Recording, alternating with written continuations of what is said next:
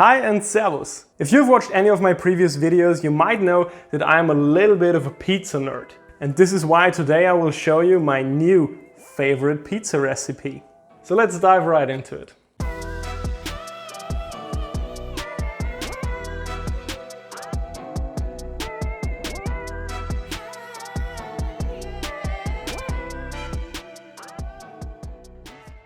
So first up, as always, we only need 4 ingredients for our pizza dough.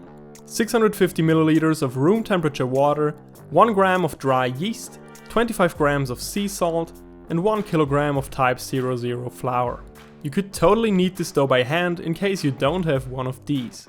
If you don't know how to knead this dough by hand, check out the video I linked for you in the description down below after this video ends. I'll just quickly attach the bowl and my 2 dough hooks and then start by adding in all the water, followed up by our sea salt. Then we can already start the machine. Just not like this. Try to do it slowly. Now we're going to add about 1/4 of our flour and let it mix a little bit. Then we're going to follow up with our yeast. In case it's necessary, scrape down the sides of your mixing bowl occasionally. And after just a little bit of mixing, we can add all the remaining flour. And actually, you don't need to do it in batches because it will be incorporated well enough with the machine. And now we're going to let this machine mix the dough for about 15 minutes. If you're kneading by hand, 15 minutes is also fine. Now 15 minutes have gone by, and as you guys can see, the dough is looking pretty good, but it's not fully relaxed yet. It is still tearing apart and the gluten doesn't seem to be strong enough. But that's not a problem at all, because now we're just quickly going to form a big dough ball and then we're going to cover it up and let it rest. So I'm just gonna make myself some dinner now, and we can let this dough rest at room temperature for about 30-ish minutes. Doesn't matter if it's 15 or 45 or an hour, all is fine. About half an hour later, this is how the dough looks like. As you can see, the gluten is already really strong, but we want to make it even stronger. To do this, we're just going to fold the dough a couple of times like this and then form it into a nice big ball. As you can see, the dough is already looking quite smooth, but it's not fully there yet. So we're going to cover it up again and let it rest for another 10 minutes.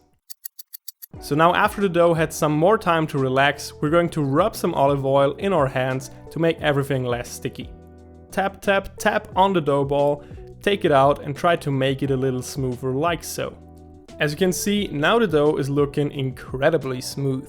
By the way, if you enjoyed this video so far, a like or a sub would be pretty smooth as well. Now we're going to pop the lid back on top and let this dough rest. Okay, so after we've done the strength building fold and formed it into a nice beautiful ball, this dough is ready to go into the fridge. One thing that is worth mentioning though is that you can leave this dough inside the fridge for however long you'd like. I would say up to 5 days, maybe even a week is fine. Just keep in mind that on the first 3 days the dough will probably be the easiest to handle, and on day 4 and 5 or beyond it will be a little bit harder.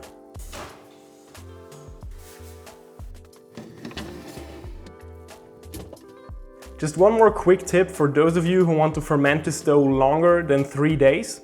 I would recommend to take the dough out after 3 days and maybe re-ball it once, because otherwise it will just be overproof and it will have no gluten strength whatsoever.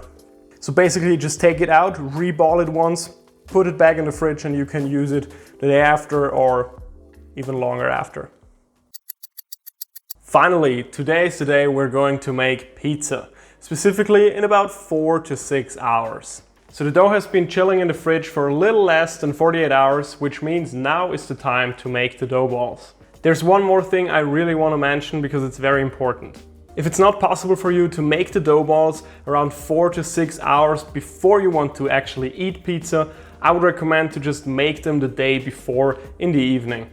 Then you can place the dough balls in the fridge and just take them out an hour or 2 before you want to cook the pizza. This is important so the dough can warm up a little bit. Okay, so as I said, about 40-ish hours later, here we are to make some dough balls. Be careful when opening the container in case you haven't opened it in the last couple of days. And now I urge you to just take a good sniff because this smell is absolutely incredible. This smells amazing.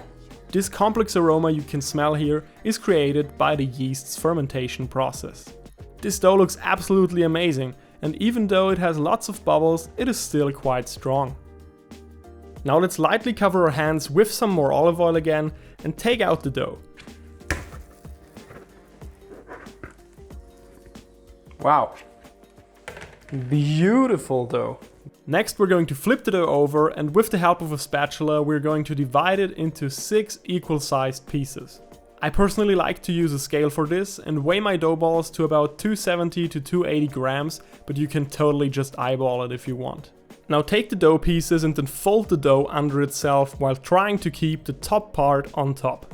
Don't worry if they don't look totally perfect, I'm sure you will get the hang of it. And these bubbles are something you really want to avoid. Just try to get it nice and smooth. In case you just can't get these balls smooth, there's no need to panic. Just place them in a dough tray and let them relax for 15 minutes and then reball them. It's the same process like we did before when the dough was still one big ball. But once we're satisfied, we can transfer them into our dough tray, making sure they are evenly spaced. Then we're going to cover them up and let them rest at room temperature until we are ready to use them in about 4 to 6 hours. And as I said, if you don't want to use these dough balls in 4 to 6 hours and you want to eat pizza tomorrow, it's no big deal. Just take them ready like this in the dough tray and put them in the fridge. Okay, about 5 hours later, here we are and our dough is looking magnificent. Now let's quickly make a pizza. With the help of a spatula, take out one dough ball and transfer it into a bowl filled with semolina or type 00 flour. I actually use a mixture of both. Now turn it a couple of times and then put it onto your workbench. Now spread it out from the middle to the sides with the tips of your fingers, just like so. What I'm doing here is called the slap technique. It is quite advanced and not necessary. You can also just use your knuckles or keep stretching with your fingertips. Once the dough is nice and round, lift it up in the air and remove the excess semolina underneath it. Now we're going to put on a couple of spoons full of our tomato sauce, which is basically just crushed tomatoes and a little bit of salt. And after that we're going to add some cow's milk mozzarella, some fresh basil and some good extra virgin olive oil. Next we're going to transfer the pizza onto our peel. You can either do it like me and grab the pizza on its sides and slide it over with a little rotation. Or you can of course just use the pizza peel and try to slide it underneath the pizza. I'm just going to stretch out the dough a little bit more on the sides. It is not necessary to do it as extreme as I did here. I really just wanted to demonstrate how incredibly strong this dough is. Just try to get it evenly shaped and nice and round. And now that it's done, we can launch the pizza into the oven. Of course you can use a regular home oven, but I'm using my Ooni Karu 12, which I absolutely love. If you're interested in this oven, I will link it in the description down below with all the other stuff that you guys might like. When making pizza in a home oven, just make sure to preheat it to the max temperature for about 40 minutes and use a stone or a pizza steel. You can also use the pan method, which I've shown in one of my previous videos. After about 90 seconds, my pizza is done. Look how amazing this pizza has turned out. I know this one isn't perfectly round, but I think it's still really beautiful. I mean, just listen to this. Soft and crunchy in the same time. Greetings to Vito Jacopelli, by the way. Also, the bottom of the pizza turned out really beautifully, and overall, let me tell you, it tastes as good as it looks, if not even better. Let me know what you think about this recipe down below in the comments. Thank you so much for watching, bye bye.